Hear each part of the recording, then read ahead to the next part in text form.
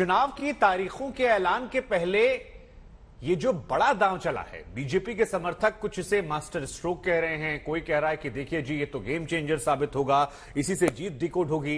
लेकिन इसे समझा कैसे जाए? ये जीत की तड़प है, क्योंकि राज्य सरकार के हाथों में अगर प्रैक्टिकली देखें तो बहुत कुछ नहीं है, और जब तक ये कमेटी कुछ ठोस लेकर आएगी तब तक तो चुनाव बीत चुके होंगे। तो क्यों ना इसे चुनावी दांव कहा जाए, लक्ष्मी गणेश काउंटर कहा जाए।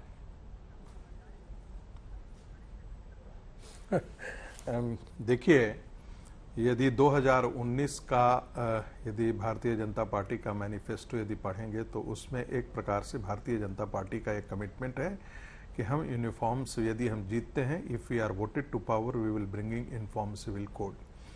यदि आप भारतीय जनसंघ के जमाने से लेकर के भारतीय जनता पार्टी की पूरी जो यात्रा है उसमें एक नहीं कम से कम दर्जनों ऐसे प्रस्ताव पारित किए गए हैं जो यूनिफॉर्म सिविल कोड की बात की गई है। राम मंदिर मूवमेंट और जो है वो बांग्लादेशी घुसपैठियों को बाहर भेजने के साथ साथ यह भी एक ऐसा मुद्दा था जो भारतीय जनता पार्टी के हृदय के करीब रहा है। 300 जिसमें कश्मीर का 370 हटाने की बात है। कश्मीर 370 का जो धारा कश्मीर से संबंधित था वो हटा दिया गया है। अयोध्या में राम मंदिर का निर्माण हो गया है। अब ये रही बात यूनिफॉर्म सिविल कोड। तो uniform civil code Bharatiya Janata party के एजेंडे पे था। आपको मालूम है कि उत्तराखंड की सरकार ने, उत्तर प्रदेश की सरकार ने भी इस दिशा में अपने कदम बढ़ाया है, जहां पर अभी चुनाव नहीं है। चुनाव हो जाने के बावजूद जो है उत्तराखंड में ये किया गया है। तो इसको चुनाव से जोड़ करके देखना गलती होगी। इसे चुनाव से बिल्कुल नहीं देखा जाना चाहिए। रागी जी, आप कह रहे हैं चुनाव से जोड़कर देखना गलती होगी, लेकिन आप भी जानते हैं कि सियासत में कुछ भी यूं ही नहीं होता है। सुधांशु त्रिवेदी जी हमारे साथ हैं। सुधांशु जी, उत्तराखंड की तर्ज पर कहा जा रहा है, यहां भी किया गया, हालांकि उत्तराखंड में भी अब तक कुछ ठोस हुआ नहीं है। कमेटी जो है, कई लोग कह रहे हैं चाय पकौड़े खा रही है। आप ही के एक करीबी सहयोगी अश्विनी उपाध्याय जी, उनकी एक याचिका थी जिसको केंद्र सरकार ने रद्द करने की मांग की, जिसके बाद उन्होंने भी लंबा चौड़ा ट्वीट किया कि हमें अपनों ने लूटा। लेकिन फिर जनता के मन में सवाल ये आ रहा है कि चुनाव की तारीखों के ऐलान के ठीक पहले ये क्या कोई शिगुफा है या जीत को लेकर डर है?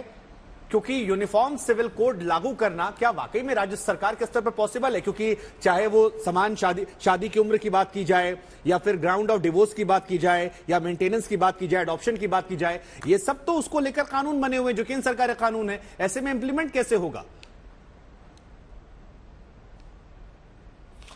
शुभांकर जी, देखिए, कुछ ऐसे मुद्दे हैं जो भारतीय जनता पार्टी के विचारधारा के हिस्से हैं जिसका राजनीति से कोई मतलब नहीं। जैसा अभी संगीत जी भी कह रहे थे, एक तरफ हम हैं जो हमारा यह मुद्दा भारतीय जनता पार्टी बनने से पहले जनसंघ के जमाने से 71 साल से हमारे स्टैंड में कोई बदलाव नहीं है, और जब जब जैसा अवसर मिला, जनता ने जितनी शक्ति सामर्थ्य दी, उसके अनुरूप हमने उस दिशा में एक एक कदम बढ़ाने का प्रयास किया जी। तो इसका किसी दल के साथ तुलना करने का बिल्कुल औचित्य नहीं है, क्योंकि बाकी तो वो हैं जो जब तक बदलते रहते हैं, चोला बदलते रहते हैं। एक हमारा है जो कंसिस्टेंट स्टैंड है।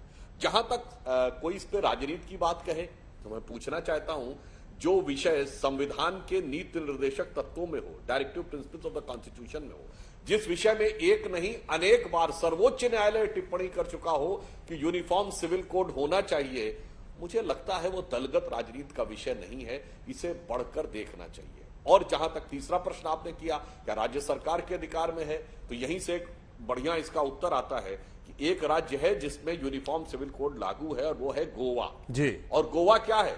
हाईली क्रिश्चियन डोमिनेटेड स्टेट है। और वहां लागू किसने किया था सर? ईसाई समुदाय के आप तो सुधांशु जी बुद्धिमान व्यक्ति हैं, वहां पर किसने लागू किया था? हमारी भारत सरकार ने किया था या पहले से लागू था?